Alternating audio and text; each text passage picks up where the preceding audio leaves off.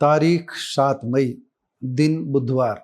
सुबह की सैर पर निकलने से पहले जिन्होंने भी सोशल मीडिया, टीवी या समाचार पत्र पर निगाह डाली, उसी के मुंह से चौंकते हुए निकला, ओह, कर दिया पाकिस्तान का कल्याण। किसी ने कहा ले लिया बदला, किसी ने कहा ईंट का जवाब पत्थर से दिया गया, किसी ने कहा मोदी ने जो कहा वही किया, लेकिन सबने यह जरूर कहा कि भारतीय सेना ने पाकिस्तान की हेकड़ी निकाल दी है। बात करेंगे ऑपरेशन सिंदूर की। सेना का पाक को सबक सिखाने का यह ऑपरेशन कामयाब रहा। भारत की जय, सेना की भी जय, सरकार की भी जय और विपक्ष की भी जय, भारतीय हिंदुओं की भी जय और भारत के मुस्लिमों की भी जय, भारत के हर वर्ग की जय, हर नागरिक की जय। यह बंटने का नहीं, एकजुट होने का अवसर है। बुधवार को सोकर उठे अधिकांश लोगों को पता ही नहीं था कि मंगलवार की आधी रात बीतने के कुछ देर बाद ही भारत के जाबांज जवानों ने, सशस्त्र बलों ने पाकिस्तान के 9 ठिकानों पर मिसाइलें दागी है और पहलगाम के हमले का बदला ले लिया है। जैसे ही लोगों को इस बात का पता चला, वैसे ही पार्कों में भारत की जय जयकार शुरू हो गई। हर कोई गौरवान्वित था। उन्हें लग रहा था कि देश कमजोर नहीं है, हमारा देश मांग का सिंदूर छीनने वालों के यहाँ घुसकर खून की होली खेलने में सक्षम है, बदला लेने में सक्षम है। हमें सैन्य मामलों की अधिक जानकारी नहीं है, लेकिन दिखाई दे रही रणनीति तो देखिए। इधर पूरा अपना देश ही नहीं बल्कि दुश्मन देश पाकिस्तान भी यह समझ रहा होगा कि 7 मई को भारत में मॉक ड्रिल की तैयारी है। वायुसेना की अंतर्राष्ट्रीय सीमा पर युद्धाभ्यास की तैयारी हो रही है। भारत ने घोषणा भी की थी कि बुधवार बृहस्पतिवार की रात वायुसेना पाकिस्तान की सीमा के निकट अपनी सीमा में युद्धाभ्यास करेगी, लेकिन भारतीय सेना ने इसी बीच बीती रात पाकिस्तान को सबक सिखा दिया। 22 अप्रैल को जब आतंकवादियों ने पहलगाम में 26 पर्यटकों को मौत के घाट उतारा था, उसी समय यह तय हो गया था कि भारत बदला जरूर लेगा। अमेरिका तक इस बात की आशंका थी और पाकिस्तान घबराया हुआ था, लेकिन भारत ने एयर स्ट्राइक करके सिंदूर उजाड़ने वालों को उजाड़ दिया। मीडिया रिपोर्ट्स के अनुसार भारतीय मिसाइल हमले में पाकिस्तान के 9 आतंकी ठिकाने नष्ट हुए और लगभग 100 आतंकवादी मारे गए। एक पखवाड़े में भारत ने बदला ले लिया है। एयर स्ट्राइक के दौरान भारत ने कुल 24 मिसाइलें लक्ष्य निर्धारित करके दागी। बाद में सेना ने प्रेस कॉन्फ्रेंस करके आज पूरे ऑपरेशन की जानकारी भी दी। विदेश सचिव विक्रम मिस्री के अलावा कर्नल सोफिया कुरैशी और विंग कमांडर व्योमिका सिंह भी मौजूद रही और विस्तार से इस ऑपरेशन की जानकारी दी। दोस्तों, अब हम बात करेंगे कि इस ऑपरेशन में भारत ने हमले के लिए 9 ठिकाने किस आधार पर चुने और उन पर कैसे हमला किया गया। मीडिया रिपोर्ट्स और सेना की ब्रीफिंग के अनुसार पहला निशाना पीओके में मुजफ्फराबाद स्थित लश्कर के सवाई नाला ट्रेनिंग सेंटर को बनाया गया।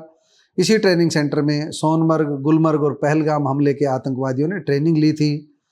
इसके बाद हम 8 और हमलों की जानकारी देते हैं। मुजफ्फराबाद का सैयदना बिलाल कैंप, यहाँ पर हथियार, विस्फोटक और जंगल सर्वाइवल की ट्रेनिंग दी जाती थी। कोटली का लश्कर का गुरपुक कैंप, पुंछ में 2023 में श्रद्धालुओं पर हमला करने वाले आतंकियों ने यहीं पर प्रशिक्षण लिया था। भिम्बर का बरनाला कैंप, यहाँ पर आतंकवादियों को हथियार चलाना सिखाया जाता है। कोटली का अब्बास कैंप, यह एलओसी से मात्र 13 किलोमीटर दूर है। फिदाइन यहीं पर तैयार होते रहे हैं। एक हमला सियालकोट के सर्जल कैंप पर हुआ। मार्च 2025 में पुलिस जवानों की हत्या के आतंकवादियों को यहीं पर ट्रेंड किया गया था। सियालकोट का ही हिजबुल महमूना जाया कैंप, पठानकोट का हमला यहीं पर प्लान किया गया था। और एक हमला हुआ मुरीद के का मरकद तैयबा कैंप, अजमल कसाब और डेविड कोलमैन हेडली यहीं पर ट्रेंड किए गए थे। और एक जो हमला आ रहा है, जो 9वें हमले की हम बात करें तो मस्जिद सुभान अल्लाह भावलपुर जैश का हेड क्वार्टर था। रिक्रूटमेंट और ट्रेनिंग यहीं पर दी जाती थी, बड़े अफसर यहीं पर आते थे। एक हमला यहाँ पर किया गया। आप समझ सकते हैं ये 9 हमले किस कारण से इन ठिकानों को चुना गया। भारतीय सेना ने सरकार के साथ मंत्रणा करके बहुत सूझबूझ के साथ किया है ये हमला। प्रधानमंत्री नरेंद्र मोदी भी रात भर मॉनिटरिंग करते रहे, क्योंकि उनके लिए भी यह प्रतिष्ठा का सवाल था। देश के प्रधानमंत्री को बदला लेना था और बदला उन्होंने लिया है। निश्चित रूप से इस मामले में विपक्ष की भी हम सराहना करेंगे। कांग्रेस पूरी मजबूती के साथ प्रधानमंत्री के साथ, सरकार के साथ कंधे से कंधा मिलाकर खड़ी हुई है। दूसरे विपक्षी दल भी संकट की घड़ी में इस सरकार के साथ हैं, मोदी सरकार के साथ हैं। दलगत राजनीति से ऊपर उठकर सभी दल एक साथ सरकार के साथ मजबूती से खड़े हुए हैं। यही भारतीय होना है, यही भारत की ताकत है।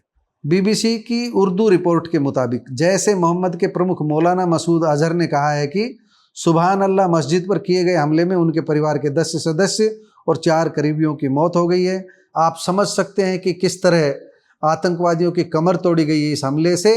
निश्चित रूप से आज भारत की जय का दिन है, भारत की जय जयकार का दिन है और भारत ने एक बार फिर यह दिखा दिया है कि जो हमको छेड़ेगा उसे हम छोड़ेंगे नहीं, जो हमको आंख दिखाएगा उसको हम आंख दिखाना भी जानते हैं और बदला लेना भी जानते हैं। लेकिन एक निवेदन जरूर करूंगा, बुद्ध की धरती है, युद्ध की धरती नहीं है। हम युद्ध के पक्ष में नहीं हैं, भारत कभी युद्ध के पक्ष में नहीं रहा। महात्मा गांधी हों या महात्मा बुद्ध हों, सबने अहिंसा का पाठ पढ़ाया है। लेकिन एक बात जरूर समझ लेनी चाहिए, अहिंसा तब तक ही उपयोगी है जब तक पानी नाक से ऊपर नहीं आए। पाकिस्तान की बार बार की हरकत ये बता रही है कि पानी नाक से ऊपर आ चुका है। जवाब देना जरूरी था। भारत ने वही किया जो समय की मांग थी, जो देश की मांग थी, जो एक एक नागरिक की मांग थी। भारत की जय, भारत की सेना की जय, पक्ष की जय, विपक्ष की जय। नमस्कार, धन्यवाद।